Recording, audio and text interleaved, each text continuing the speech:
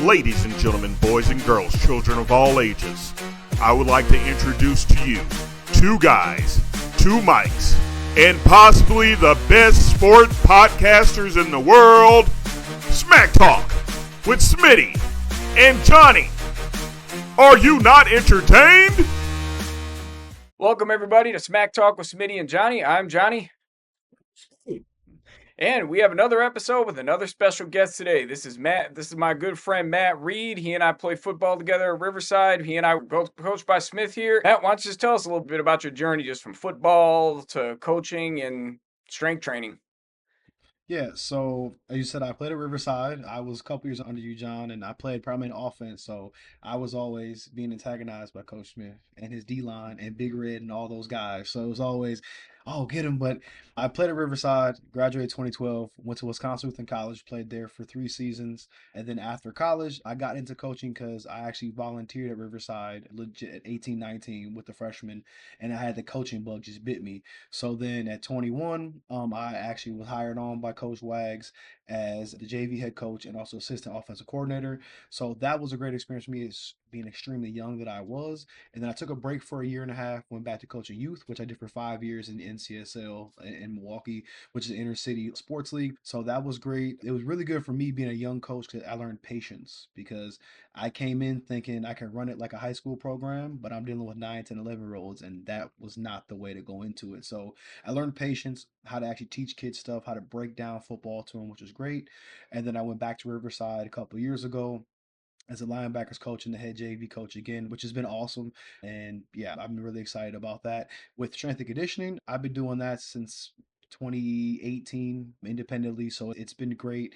Primarily, I focus on educating with weights. I don't say I'm a speed guru. I teach kids how to lift weights to get stronger for long term because now with social media, everything's about media success. I want to squat 315 as a freshman right away, but you're using your spine for most of that squat. So you really, I try to emphasize form and technique over weights and anything with a lot of the kids, and really been doing that, trying to educate with that. So I mean, that's probably what I've been doing and what I dabble in. As far as football coaching, I've shifted more to the O&D line now, which is home for me because I played offensive line in high school and then defensive line in college. So that's kind of nice.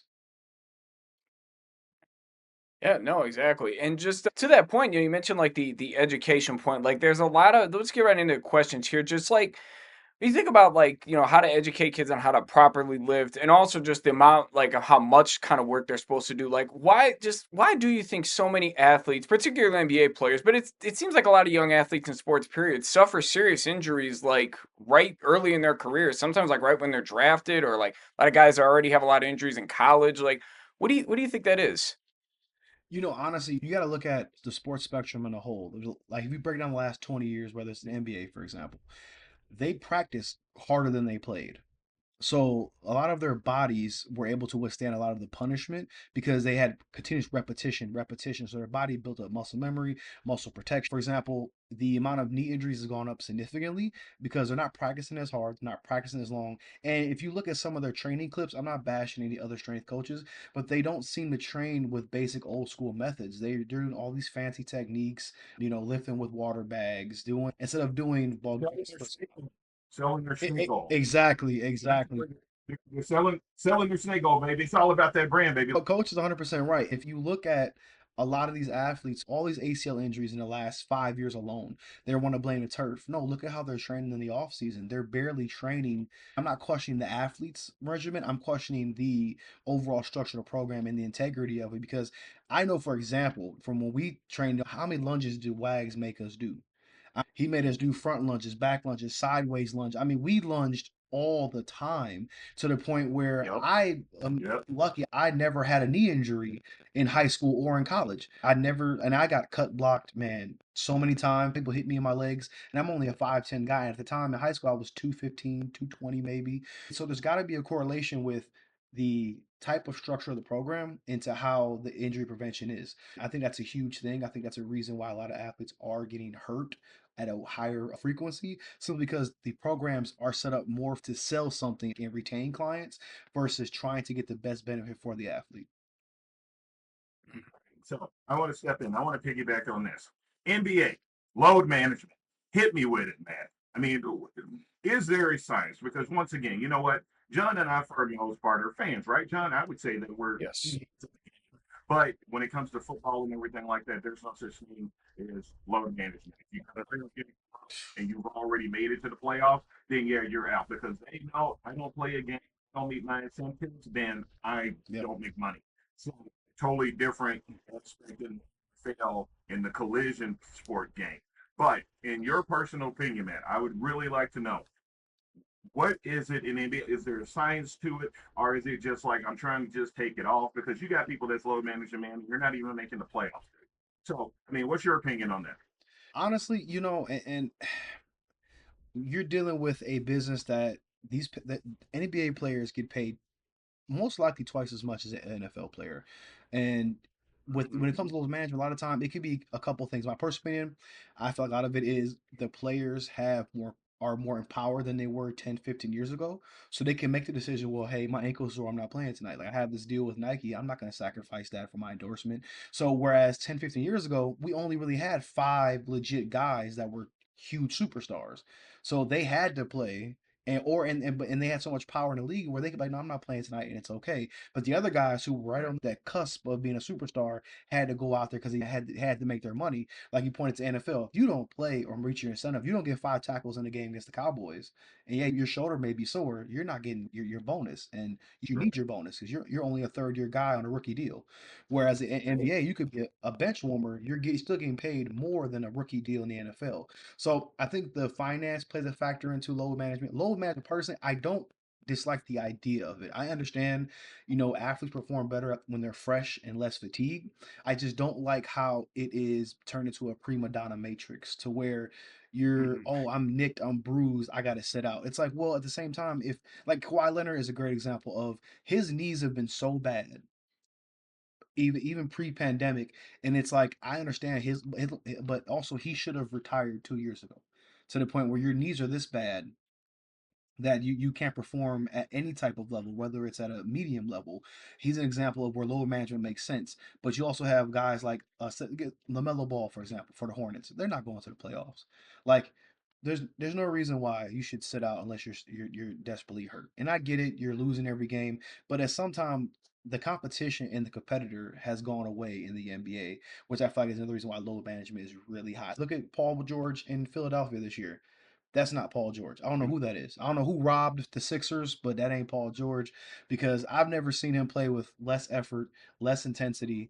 And I mean, yeah, he's been nicked up. Even when he was injured, Man, you're gonna get John going. You're gonna get John Oh well, going. Basketball is his thing, man. well, I'm looking at Johnny's face. He was waiting for you to say because he's gonna get riled oh up. yeah, yeah. it's the guaranteed money that's the big thing. Like it's not just like you mentioned how much they're paid just overall, and obviously NBA players are paid more, but it's the guaranteed money that's the big thing. And I think guaranteed money. We talk about basketball, which is already a huge thing. In another sport, baseball, it's even bigger. Got to think about like, especially because guys are basically getting career long contracts. You look at like Juan Soto, what he just did this offseason. Julio Rodriguez from the Mariners last year had a 14-year deal. Like I say, Juan Soto, 15-year deal. Do you feel like a lot of baseball players, like they'll have like that contract year and then they just their bat falls off again, or like guys will their injury periods might be longer? Yeah, yeah, I feel that. I definitely feel that is a case of I got my money, now I can kind of relax and coast through. Because like I said, there's more money now than there was even 5 years ago, and even 10, 20 years ago. So guys are learning the system. They're learning how to make their money and not put a lot of miles on their body. And like you said, I feel like once they get that big check, it's like, okay, let me strategize. I can invest my money here, or I can do all these things outside of the game to where I don't have to push myself as hard anymore. And that's honestly like, I mean, Tom Brady alluded to it with college football and how they are coaching quarterbacks. It's the same principle that you have a lot of these young guys who come in already highly touted but don't know football, right? Because they've already gotten paid so much money early on in their life, they feel like they don't have to work as hard. In your opinion, and then I'm going to look to it, but in your opinion, is there in year-round play and year-round sports, particularly basketball, is that too much? And my thing is that let's take it down to the lower levels because you know what? I'm a high school Hey, coach. I Mhm. believe three sports. I believe in it because you're working different parts of your body. I was that Yeah. way with my son. I was like, hey, look here, you're not working the same thing over and over again because you hear about quote unquote baseball players with shoulder injuries because you're throwing the ball 9 months out of the year. I mean, of course, you're going to be rolling at the rotator cuff. But what is your opinion, Matt, on, let's just say, not in the college yet, we're in high school, we're in youth. You've trained a lot of those youth. I mean, Hmm. what is your encouragement? What is your recommendations? How do you feel about like year-round AAU or year-round AAU basketball? Or So traveling baseball. Right. I am not a fan of AAU. I am one of the people that's vocal with it. Out to AA coaches like to their face. I don't like it because you're not teaching kids fundamentals. You're not showing them the nuances of the game. You're literally just giving all-star game together to win games. That's it. You're like trying to Yeah, teach guys how to exactly. be Kyrie before they even know how to dribble. You teach them how to be Steph Curry before they even develop a consistent jump shot. You know what I mean? Like, Exactly. no. Yeah. And Yeah, you know what? And I'm gonna roll in here just a minute and just say about it. I think the Coach K said it best and said is that AAU wise, we should adopt the European model. I mean, I remember hmm him saying that we did adopt the European model and say, hey, look here, more practices, less games, more yeah. fundamentals than just getting out on the court and shooting basketball. Because see, that's the thing about overseas is that they put more concentration on. We have more practice time, and it's not like I go to a tournament and I just play 6 games and I'm playing like hmm 12 games in like 2 days. It's almost down to maybe like 4 to 6 games a day. So it's really Yeah. more of a concentration. And then we wonder why we are turning it into an international league. And you know what? Let's be honest, man. All these people, man, Yeah. they're coming to be more skilled. I mean, Yeah. they're more Yeah. skilled in ways, than what we are the game that we play, obviously in Yeah. America. Yeah, back to your point about the youth athletes. I train several youth athletes. They're really talented 9, 10, 11-year-old kids, and they play football in the fall. They're on a team that travels. I am not a fan of that, especially them being so young. They just got done with their basketball season, which I was ecstatic for. They both did really well based off their training. I had 2 weeks off from them, and they came back and they're moving laterally better. They have a little more snap to them. I'm like, that's from basketball. That's exactly what that's from. That's from you having to guard somebody sideline to sideline, which is why you're able to do your our 20-yard shuffle way better. And like people are like, what do you mean? I'm like you said, coach, you train the body differently. Football is a short powerful sport. Basketball has a mixture of endurance and short intermediate power, right? So you're changing different muscle pathways, different oxidative systems at that point. And I always encourage parents like, hey, have them play basketball. Then in the spring, have them if you want them to do football, have them do flag football, play Yep. passing concepts to give his body a rest from impact. And me personally, the reason I've stopped coaching youth in the city of Milwaukee is just because of the frustration with how it's set up and how it's literally we're going to travel to Chicago, we're going to travel here, and it's like all these coaches are making all these moves but not having the kid's best interest at heart. Like I'll sit there with a kid and like I have a freshman alignment who I'm training now and we'll do whiteboard talk for 20 minutes after we're done lifting because I could talk football all day and it's like okay, so you're never been taught X, Y, and Z. You've never been taught what a trap means or what your B gap responsibility is. And that's what a huge thing misses now to tie it back around to AAU, the fundamentals and basis of the game are missing in those two sports particularly. And to give you an example, look at all these rookie quarterbacks who are coming into NFL and being good right away. C.J. Stroud, Jay Daniels. They've had 4 or 5 years in college already in pro style offenses to learn football. So when they get to NFL, yeah, their players are faster and stronger, but the concepts are still the same with smaller windows. Still 100-yard field, same Yeah. end zone each end, same game, just better athletes, better players. But like you say, you kind of develop. Like you see nowadays, I feel like more guys are actually benefiting, and guys are more incentivized to stay in college now because of the transfer portal and NIL and that type of stuff. So guys actually are staying like a year or two more in college, and they're coming to the NBA while they may not have as much of a ceiling, so to speak, because they're coming into the league as older players. They're coming in polished and ready to contribute to a team right away. You look at like some of the guys that like did the whole one and done thing, despite the fact that they average what 5, 7 points a game at a school. They come into the league, they have next to no technique. They don't, Yeah. Or you look at other examples of guys who played against inferior competition, like Thon Maker, who played for the Bucks back in the day. Like, I mean, he Yeah. clearly didn't have the skill set needed for the league, but he could just dominate. And plus, he was older than he said he was. But I, basically, it's just all that. It's all the same concept, really. yeah, I mean, I give you two guys, You know, John Morant and Williamson. Oh, I'm sorry. Examples of what John just said are John Morant and Zion Williamson. Freakish athletes, right? But if you watch their game, there's not a ounce of footwork, technique. It is just raw power. And it's like if they were polished, they would be probably a top 10 in the NBA right now. right. Right. And you know what, guys? I mean, just a little segue, but I was at the coaching clinic this weekend in Wisconsin, and on the docket, you'll like this one. So for years, you know that the football team, our football players in the state of Wisconsin, has been fighting, and I want to know your take, you and John take on this. So we've been fighting for the last 40 years to try to get more contact days, and they Yeah. finally gave us like the 5 contact days and so forth. So it is on the docket with the WIA now that it's called fairness. Somebody was really awesome. They reworded the rule. So now they're looking at giving 6 weeks of contact throughout the summer to everyone. And so now it's 6 weeks for everybody. And you have like the week before, first week is a dead period. So basically you get 6 weeks throughout the year now. What is your take on this? I was having a conversation with a coach, Matt, and my biggest thing is that, you know, I understand that it takes a couple apples to ruin a bunch because we are in a Hmm. contact sport. So football is different.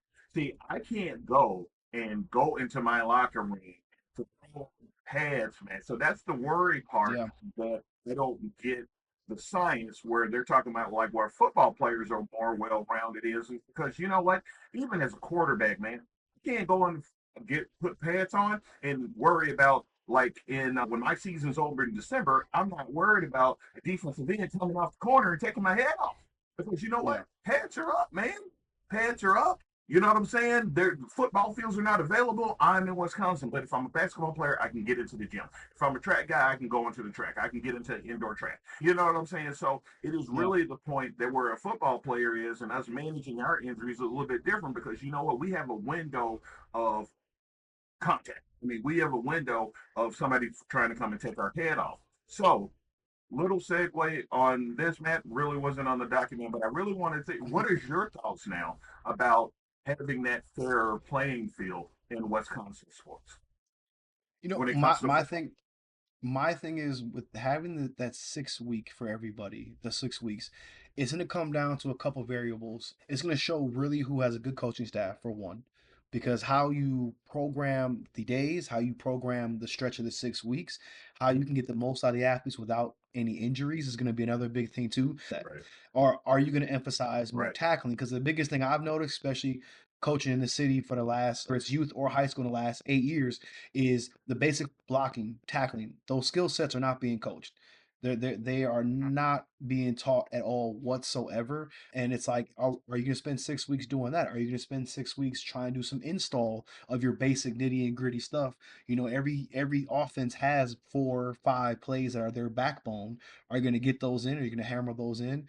Then you have to factor in attendance. Are guys actually going to show up? Who's working a part-time job? Who's going to be out of town with their family? Who's in a pre-college program? So there's so many variables that I think that were already there, but now they're going to be amplified because we actually have 6 weeks to dedicate. But at the same time, it's okay. Are we going to be able to get everybody on board to efficiently do these 6 weeks? I feel like after this season, next season it'll be a little more organized because players will actually know we have a 6 week period to where, hey, look, you're going to be on call dang near because we have to install, we have to do our tackling, we have to right. do our blocking. So when we get to the 2-a-day portion and actually get into camp, you guys are ready to go. We can get rolling everything. And coach, like for example, my senior year, yeah, we started off pretty hot, but we didn't get rolling until the middle of the year.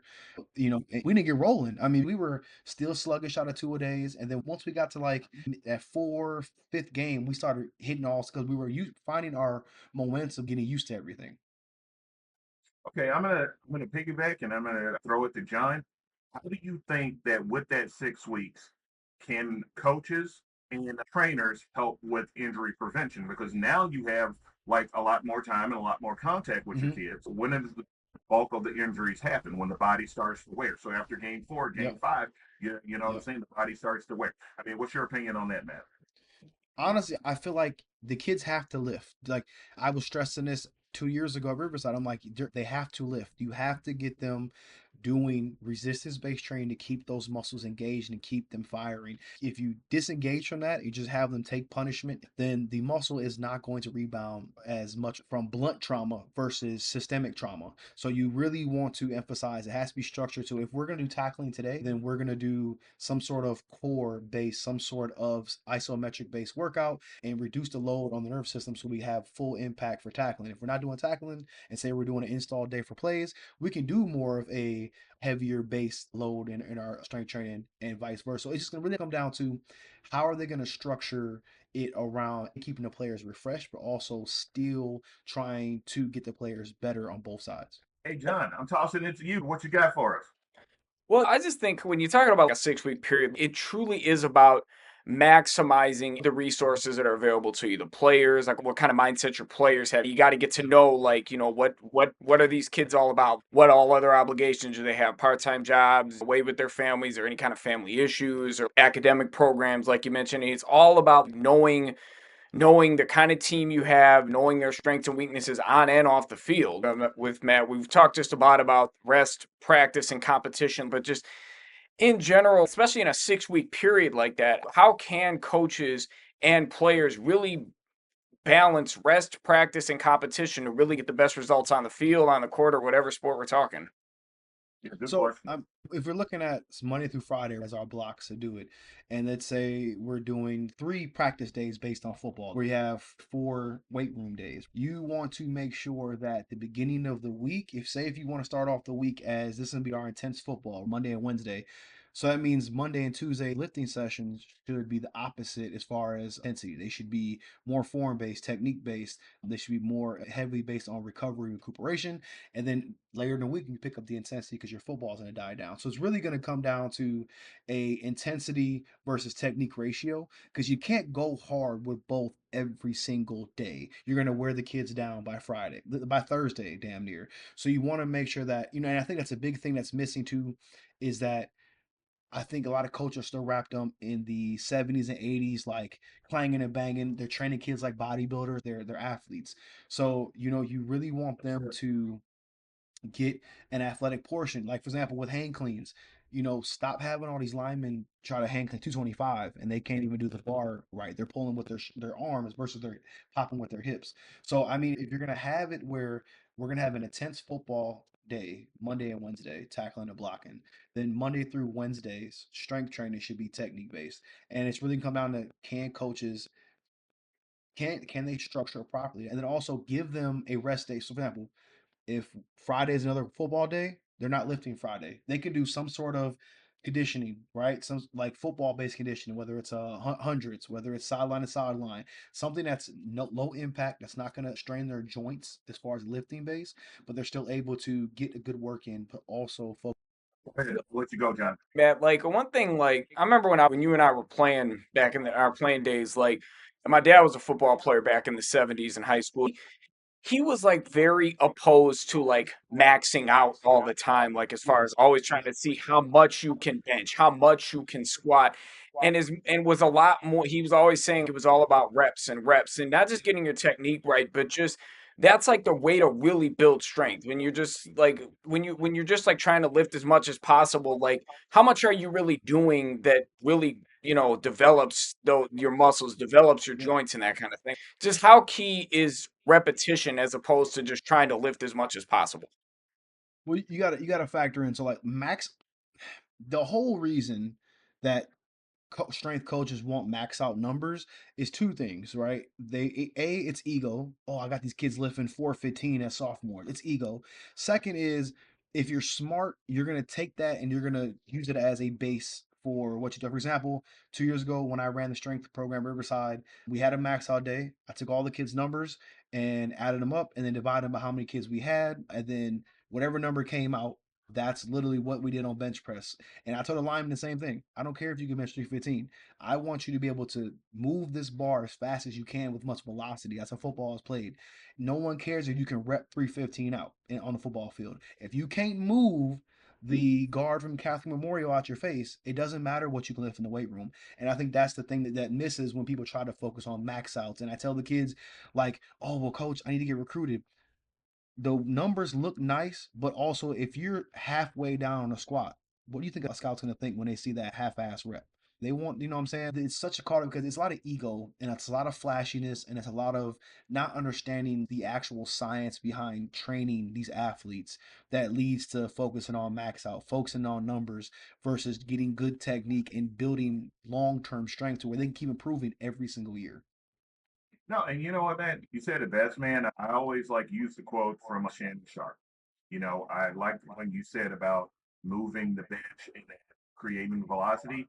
Shannon Sharp said football is the only sport where you have to move somebody against their will. Yeah. You have to, I mean, that other person does not want to move. And for He wants to move you. you are trying to move another individual against their will. And people don't get that. In basketball, that doesn't happen. In baseball, it doesn't happen. In cricket, it doesn't happen. In golf, it doesn't happen. You're not going against another person that wants to get moved. Ain't nobody calling a foul, buddy. It's a contact sport. 100%. Hey, John. So, I before that bell starts to ring, John. You know the bell. Before the bell starts to ring, John, I do want to know this from you, Matt. Injury prevention. I mean, in football, it being such a contact sport, same with somewhat in basketball. I mean, and we know injuries happen. We know Achilles pops. We know that ACL happens and things like that. But just kind of ending up with you right now. How important and do you stress to the athletes that you train the stretching, the isometricness of warming up the muscle. Because I think that sometimes that's lacking. Because even back when I was in school, man, the science still wasn't there yet. And now that we do have the science and we do understand how those things affect us, I mean, what is your approach? I mean, I really want to know your approach because, and how does that translate from like LeBron James, which is the Iron Man? Obviously, Yeah. the man is doing something right. Michael Jordan, obviously, through that 10-12 run, did something right. The man never missed a game. So, I mean, what's your thoughts? So with athletes I train or I coach, I usually am training them about 2, maybe 3 sessions a week, especially during the spring portion. When I'm not seeing them, I always tell them I need you doing some sort of sports yoga. I'll send you a video, but I need you to text me and check in. If you don't text me and check in, then I have to have a talk with your parent because this is a prerequisite for you to be in this program. Like this is not just because your parents are paying me doesn't mean I have to keep you on as an athlete at all. Like I don't do this for the money. I do it because I love doing this work. So I tell them this is a part of the program. You have to do the sports yoga twice a week. I don't if it's after homework. I don't care if it's before you go to school. It has to get done. You have to get moving and breaking down the tissue and get that bad tissue moved around, get the blood flowing so we can keep going. So that's one thing I do during the season when a lot of my athletes are back in or when I'm coaching, it's really about monitoring. It's really about keeping them. Like we had a D lineman at Riverside 2 seasons ago. Knee was always bothering him, so it really was me every single day. But I mean, bugging him like, "Hey, how's the knee? Hey, I see you limping. Take 2 plays off." Like really trying to get him to understand like your health is important. You can't perform if you're at 60% all the time. You cannot perform to where you should be. So if you got to take a Wednesday off full pads, that's fine. Just make sure you're watching film still. Make sure you're still stretching. So it's really about communication and setting that prerequisite of like, look, being flexible, being pliable and mobile are what you need to be, especially being so young, because the older you get, stuff gets tighter, stuff gets sore, adding more of that workload when it comes to the weight room and football, you need to have your body be able to bounce back quicker. So that's really what I do. I even to the parents, I in the consultation part, I tell the parents this is a three-pronged program. I'm gonna teach your child how to lift weights. I'm gonna teach them how to understand whatever sport they're in, but also how to take care of their body, whether that's through nutrition, whether that's through learning how to be mobile and flexible. So yeah. No, yeah, you know what, and that's a great question, man. Because I mean, a great answer. Because I always say that kids too, and the end is still rings true, man. Yeah. The best ability is availability. I tell that Man. in college now. You know what? You're an ankle away, dude, from becoming the third stringer to the first stringer. Yep. It's that fast. Well, Johnny, I hear the fat lady singing in the background. I kind of hear it. Is that something that you wanted to say? that was it, Coach. I'm not hearing it yet, Coach, because I do have one more question. I want to hit Matt with. We've been talking. Yep, she is. She'll be ready. But the thing I want to know, Matt, we've covered a lot about strength, but how much do you also emphasize like good agility training? You look like if somebody runs a 4.40. I mean, that's great, but how much more important is the cone drill, the shuttle drill, that kind of thing? How much more important is that really teach guys how to be more agile and how to actually make quicker movements and not just have that straight line speed? Yeah, so I've always preached and I studied a lot of it is translative training, right? If I get a tennis players spend most of their time moving laterally as quick as they can, distributing power from the balls of their feet to their hips. So we're gonna do a lot of shuttle drills, a lot of shuffle drills, because that's translative. And sprinting's great no matter what, but tennis players don't need to sprint as much as a football player would, right? So it has to be translated to the sport because their body has to remember that to do it at maximum velocity. So if you look at a shuttle drill or a three-cone drill in football, you're cutting on a dime. We're shifting weight. We're trying to go left to right quick as we can. I tell athletes, the kids are born fast and some can get faster, but you cannot coach speed. You either have it or you don't. As blunt as it is. And I tell kids all the time, it's not As somebody who didn't have it, I know. you have it or you don't, you know what I'm saying? But you can train to improve your agility, to improve your footwork, to improve your body's ability to react better. You can train those things, which attribute to whatever sport you're playing. You may not be able to catch somebody on a pick six, 40 yards on the field, but within a 5 yard box, you can own them and control them the whole game. I was not the biggest O lineman at all by any means, right? But what allowed me to play within the parameters of the offensive ran was I had a good quick first step and I was fast. Like I wasn't the strongest one. Jesus, I played with some huge people. So I mean, you know what I'm saying? Look, the one that I come on is Liddell White. Whitey's always on the first in my head when I talk to kids about pure strong athletes. He's the first person I tell all my kids about. Always Yep. tell them like, y'all don't understand. I played with a kid who just was in like just lift every weight in the gym. Yep. So Man, but it's like, but people are saying agility training. I tell a lot of put the damn ladder away when you're in high school because the ladder is not going to do anything for your damn position. It's really not. Now, if you're a youth, teaching you hand-eye coordination, teaching you to actually move your feet in coordination is great when you're a little kid, like it is. But when you're older, you have to find something that's going to translate to the sport you play to make you better in that aspect. exactly. All right, Coach. I think I'm hearing something now. Oh, I think I'm hearing the fat lady singing. It is time.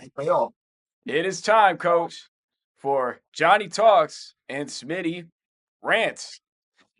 All right, so let's get to now. The Badgers fell short of even getting to the second weekend of the tournament this year, and that's the inspiration for my talk today. That is the curious case of Greg Gard, because every time the Badgers lose a game, and especially when they lose in the tournament, they have not been to the second weekend of the tournament since 2017. So this is going to be at least a 9-year gap for a program that prior to that went to the Sweet 16 in 2011, 2012, 2014, 2015, 2016, 2017.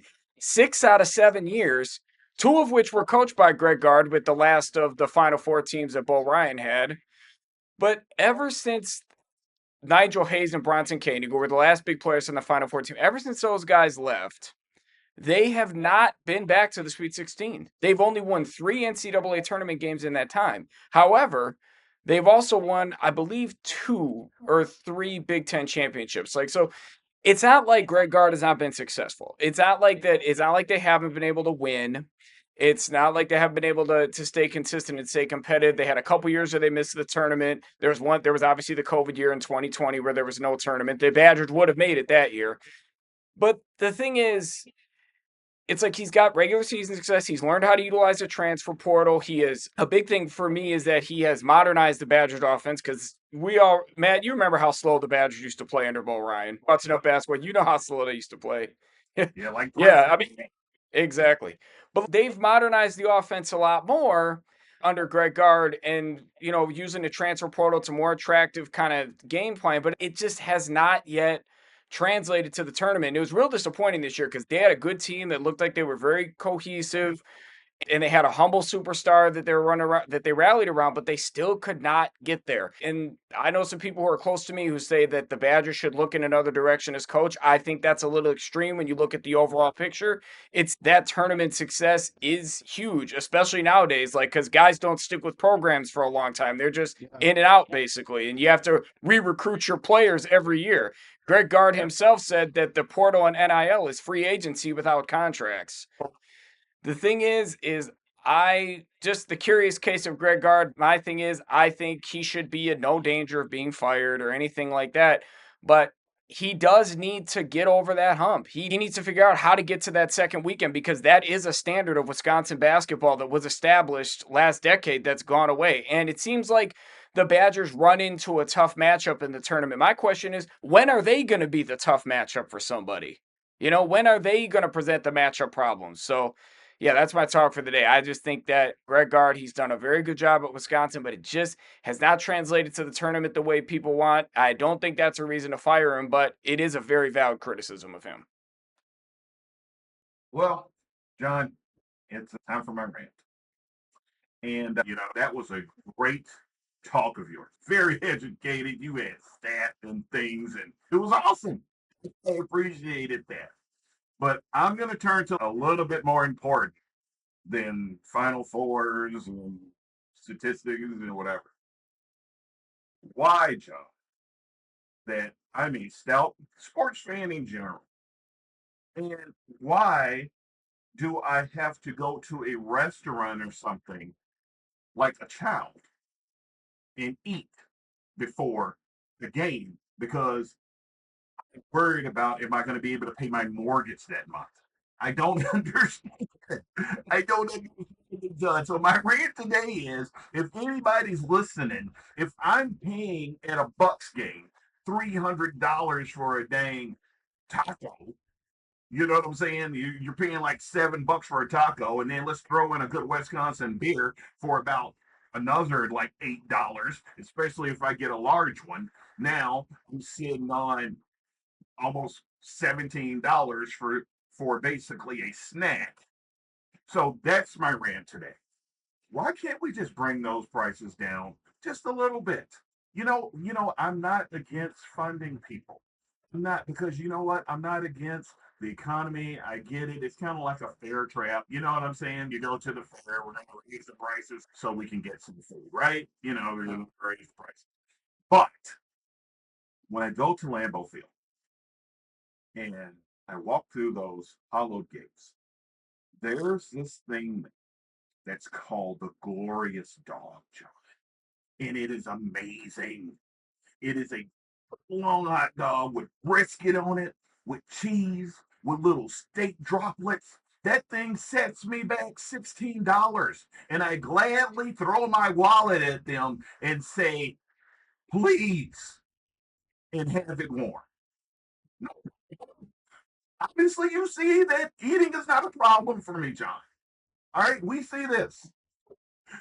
But, John, then I reach my $18 limit, and then I go and I take a sip from the water fountain because I don't want to pay $8 more for something to wash it down.